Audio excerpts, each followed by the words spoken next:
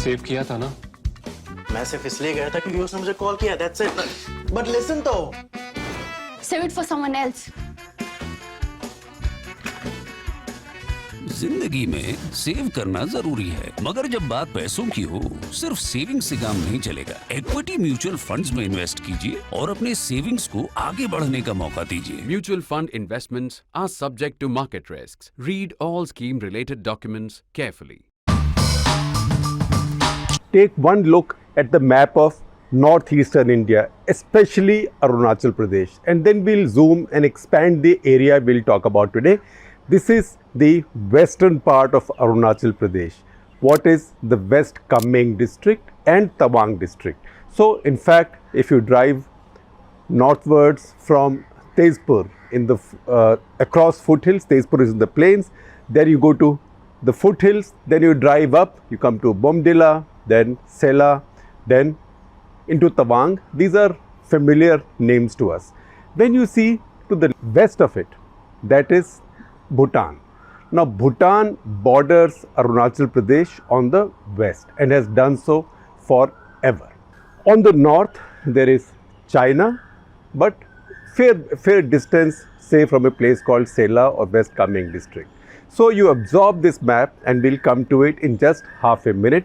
First of all, we know that today both India and China have issued statements based on the conversations that they are special representatives. Both are cabinet level functionaries. One is Ajit Doval from the Indian side, our national security advisor, who's a cabinet ranked officer, and also Wang Yi from the Chinese side. He's the foreign minister, but he's also the state councillor. So in the political hierarchy, higher than any minister. So these two had a conversation. These two are assigned by their respective governments as special representatives to discuss and negotiate the border, and they decided to disengage, de-escalate things in Ladakh, and what you would presume on the Indian side is to restore status quo ante. But as they say, you see, proof of the pudding lies in the eating. So proof of whatever lies ultimately in the intentions of the Chinese, because they started it. So while that happened, the important thing is that we knew over the last couple of days the talks were going on, the two corps commanders had met and something was afoot.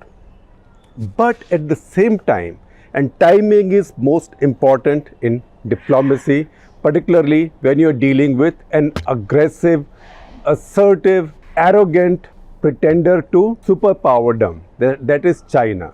So the Chinese chose this particular time to go public with something which had not been talked about so much lately. Now what was that? In June, that is just last month, China raised an objection at what is called the meeting of what is called as the Global Environment Facility, GEF. What happens at GEF is they allocate funds for environmental conservation objectives, purposes, projects around the world. So there is a project in tiny Bhutan, a project called Sakteng Wildlife Sanctuary. So they wanted funds. Then in fact, that area is also an applicant for a UNESCO World Heritage Site nomination. Also, it is part of the sensitive ecological hotspots in the world. It's a large wildlife sanctuary of about 739 square kilometers. So that sanctuary came up for some funding, and Bhutan is a country everybody loves. So that funding was going to go through, and the Chinese representative objected there, and this is first week of June, and this is when stuff is already flying with India in Ladakh. So Chinese rep says that, look, we consider this to be Chinese territory. This is not Bhutanese territory. Now that claim had never been made by the Chinese. Now GEF rejected the claim, ignored the claim. The officer from the World Bank representing Bhutan at the GEF is an executive director of Indian origin, Indian nominee in fact, Aparna Subramani, She's an IAS officer. She represents in the World Bank Bangladesh, Bhutan, India and Sri Lanka. So she spoke up for Bhutan. Everybody agreed that this is not a valid objection. So that objection was taken on the record. It was mentioned, but the money was sanctioned. So it's not as if that objection by China was accepted, but a new front was opened. Now, when the details, when the documentation on that meeting came out, and this fact came out, so the Bhutanese complained about it. As they complained about it, quite proactively, the Chinese Ministry of Foreign Affairs sent messages to Indian journalists in Beijing and also generally issued a statement saying that this is a part of China. They consider this entire region a part of China, and mysteriously some maps appeared showing a large chunk of Bhutanese territory in Bhutan's eastern sector, east of Bhutan, west of Arunachal Pradesh, in Bhutan's eastern sector to be Chinese. So far, all the discussions that had taken place between Bhutan and China, and they've had 24 rounds of boundary talks since 1984. 24 rounds, 25th was to take place, but it was postponed because of COVID.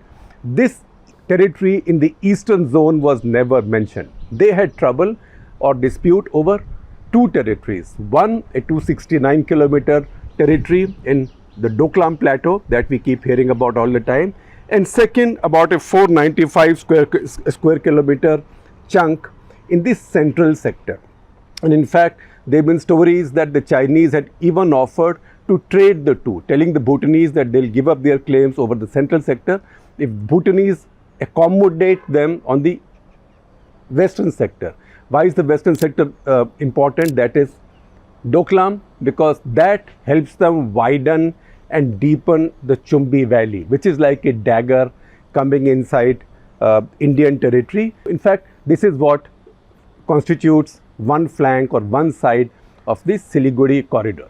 So this is India's weak point, and the Chinese obviously want to widen and deepen that foothold or that access point. So those talks have been going on. Suddenly the Chinese have come up with this new territory. This is almost 3,000 square kilometers. So if you add this to their already existing claims of about 800 square kilometers, it's like China wants 10% of Bhutan, which is 38,300 something square kilometers. So it's like a big, huge country like China wants 10% of a tiny country with a very tiny population that means no harm to anybody, called Bhutan. Now, in none of the talks so far, none of the Chinese claims, none of the Chinese maps so far, and I have spoken with people in Thimphu, I've spoken with people in our foreign ministry, I've spoken with people who've negotiated with China, people who've served in Bhutan, people who've studied the China-Bhutan border issue for a long time, because as you know, Bhutan and China do not have embassies in each other's capitals. It's their respective embassies in New Delhi which transact business on their behalf. Also, India in some ways takes responsibility for the security of Bhutan. India does not have any armed forces deployed in Bhutan. India has an Indian military training mission in Bhutan called IMTRAT, Indian Military Training Team. They stay there. But this is a special relationship between India and Bhutan, sort of modernized in 2007 with a fresh treaty. So what the Chinese are doing in this case is sending a message to India, because suddenly they've conjured up this 3,000 square kilometers claim on Bhutanese territory.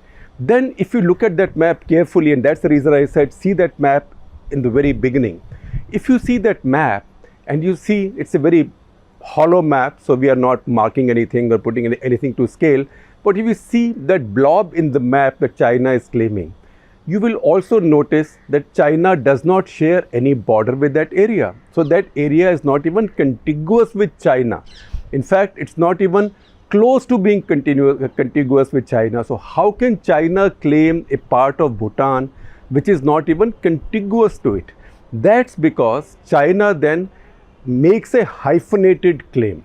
because they claim India's Arunachal Pradesh. Now to get to this part of Bhutan, they have to actually come past Tawang, come past Sela, and then go west from there and then go into this region. And if they take this entire region, then they are coming once again to the foothills of Assam. In fact, three of Assam's important rivers, that is Manas, Bara and Dhansiri, they come in from this district, from the same, from Sakteng Wildlife Sanctuary, which is included in Bhutan's largest district, which is Trashigang district. So in fact, the territory China is now laying claims to is half of Trashigang district. It is such an important district that this is where Bhutan also has its largest university, that's called Sheruptse University. It is like, as a friend of mine in Thimphu described it, like the Delhi University of Bhutan. And it has tens of thousands, very large populations of Bhutanese people. So suddenly the Chinese have conjured up this claim. But once again, to reach this place, they have to first take Tawang and Sela and a large part of West Kunming district in Arunachal. Only then they can access it, because they share no contiguous border with this area. So you have mischief written all over this.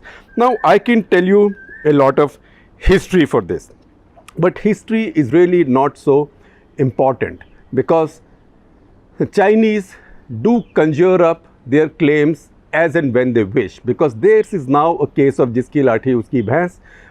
They can decide what they want to do, and then they always paint their claims in some kind of colors of anti-colonialism. So in this case, I am sharing with you a Twitter thread from Professor Taylor Frowell at MIT, MIT as in MIT, where M is for Massachusetts. At MIT, he heads the Security Studies program, and he's an expert on this region, especially China. In fact, he has a book about China titled Active Defense, China's Military Strategy since 1949. So he's given this thread of tweets which tells you that China never laid claims to this area, and these claims appeared all of a sudden. Now what is this claim about? This claim is about giving India trouble, and it is to tell India that, look, you think you are so powerful while you deal with us on your territory, now you deal with your friend's territory, and they are telling your friend that, look, you have all this trouble with us because you are a friend of India. So be a good boy, be like Pakistan, if not Pakistan, at least be like Nepal, and you will have no trouble with us. So this is a diplomatic, strategic move on China's part. And what is their excuse? Once again, I only picked it up from Taylor Frowell's explanation, his guesswork, that they say that in 1715, there was a treaty between Bhutan and Tibet that accepted Tibetan sovereignty over this area. And even if it did, even that treaty said that while Tibetans might have sovereignty over that area, Bhutanese people had the right to settle there, to graze their cattle, which is essentially yaks, there. You are going back to 1715. In 1949, this was formalized as a part of Bhutan, and the Chinese have never ever objected to this. So this is something that they just dreamt of. So what have the Chinese done? They have now conveyed to you that, look, you might see that there is a thawing in Ladakh, but we are opening another front for you, not militarily, but diplomatically and strategically. So the strategic challenge, the larger challenge continues. Remember, when they opened out in Ladakh, alongside that, you had trouble with Nepal over Lipu Lake, and Nepalese now have a map that they have to live with forever. Because in our countries, we talked about irredentism, the disease called irredentism in national interest last week. Once that catches a sensitive nationality, then there is no getting rid of it. So there they've created a permanent trouble for India, and now it looks like that they are creating this trouble, hyphenating Bhutan with India. Now having said that, this is a new China, This is a China that's pushing everybody. So we can feel victimized in India, but every neighbor of China, barring the surrogate states like Pakistan, North Korea, are now feeling victimized. And again, there is a listing that I find. From the Indian side, if I list, I'll say China has problems with about a dozen countries in its neighborhood. But again, Taylor Farwell tells you that at least the following countries: Taiwan, India, Bhutan, direct territorial disputes with Taiwan Maritime, with Vietnam and Taiwan over Paracel Islands, with Vietnam, Malaysia, Philippines and Taiwan over Spratly Islands, with Japan over Senkaku Islands, and their disputes with Indonesia, where they've suddenly come up with new claims now so far away from their coast, from their own coast and territorial waters, that they are now creating trouble all over, because as they are pushing and flexing their muscles, everybody is feeling pushed around. So as we speak, and we'll share some stories with you and some screenshots and some links, the Japanese report that they've had the deepest and the longest incursion by Chinese military ships in areas that they consider their own, in Senkaku Islands area and their territorial waters. And that is continuing. While that is continuing, Americans have sent, after 6 years, they've sent 2 aircraft carriers together to carry maneuvers or exercises in South China Sea. This is USS Ronald Reagan and USS Nimitz, a very powerful carrier task force, a double carrier task force with lots of other ships. The Chinese PLA Navy is also carrying out exercises around that area. These exercises are being carried out not far from Spratly Islands, or what the Chinese called as Sisha Islands. Now, you will also see two tweets on the screen. One that Global Times put out, basically trolling the Americans by saying that, look, we have this DF-21D and DF-26 missiles with pictures of missile launchers, and these are aircraft carrier killers. So you are sailing in South China Sea at our pleasure, which means हम जब चाहते हैं आपको डुबो सकते हैं. We can sink you anytime we feel like. But the Americans also then responded to that with a counter attack by saying, we are not worried by any of this. We are here at our own sweet will. So you can see that this little tutu meme is going on there, but it basically tells you that the Chinese now are telling any power around them, America as the preeminent global power, that look, we are also around, count us in, you can't count us out. Plus they are telling those in their neighborhood who are not their surrogates, who are not. So the Japanese are getting a message, Australians have got a message, India is getting the rudest message, because India is the biggest power around China, and India and China have a history which is not nice.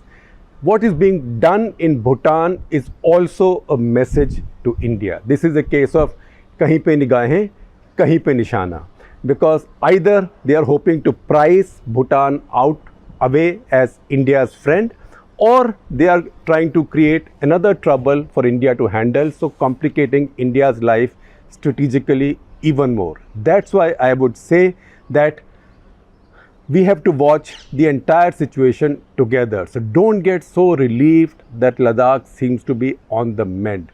There also, let us see what on the mend means. Does this disengagement and de-escalation mean restoration of status quo as it existed before this trouble started? If we see the recent experience with the Chinese, it doesn't happen like that. In Doklam, they did agree to go back, not come to Jamphari Ridge that India was most worried about, but they didn't go very far away. From the point where they were stopped, they just went back a few hundred yards, and they've settled down there and built permanent installations there. So we don't know what they plan to do with Pangong and other places like that. So once again, I know that the old English saying is proof of the pudding lies in the eating, but let me also use something from the Hindi heartland, which is, we say in the Hindi heartland, Jaat mara tab janiye jab termi ho jaye. So wait for all these ceremonies to be over before declaring restoration of normalcy.